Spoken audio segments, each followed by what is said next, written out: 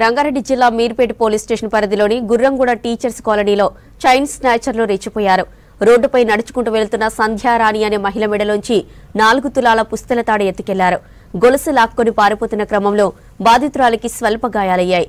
బాధితురాలు ఇచ్చిన ఫిర్యాదు మేరకు సీసీ ఫుటేజ్ ఆధారంగా దొంగలను పట్టుకునే ప్రయత్నం చేస్తున్నారు పోలీసులు. బస్సు దిగి వస్తుంటే వెనక నుంచి స్కూటీ మీద వచ్చి లాక్కొని తీసుకొని వెళ్ళింటారు. నేను వచ్చి వెతికే వరకు వాడు ఎప్పుడో వెళ్ళిపోయింది. ఇక ఒక్కడే వచ్చింది స్కూటీ బండి మీద. నేను వాడు లాక్కొని వెళ్ళే వరకు నాకు ఇక భయం ముట్టుకొచ్చేసరికి పక్కన వేరే వాళ్ళు వచ్చి ఏమైందమ్మా ఏడుస్తున్నట్టు ఇట్లా సంగతి అని అంటే అట్లా వెళ్ళి చూస్తే ఇక ఎక్కడ కనపడలేదు. ఇక ఇటు వచ్చి మళ్ళీ 100కి సార్ వాళ్ళకి ఫోన్ చేసిన పోలీసు వాళ్ళకి చేస్తే వాళ్ళు వచ్చేసి సార్ వాళ్ళు 8:30కి అయింది. 8:31కు సార్ వాళ్ళకి ఫోన్ చేసినాను. 3 తులాలు నడుపుతారు. మొత్తం 4 ఉంటుంది. ఇక మొత్తం బిల్లలు ఉన్నాయి, పూసలు ఉన్నాయి, 4 దాకా ఉంటుంది సార్. అదైతే 3.5 ఉంది. బిల్లలు అవన్నీ వచ్చేసి అవి కూడా 10 తులాలు దాకా. నేను దేవరకొండ నుంచి వస్తున్నాను ఇక్కడ గుర్రంగూడ ఇంటికి వద్దామని. హాస్పిటల్లో మెడికల్ షాప్ ఉంది మాది పోను.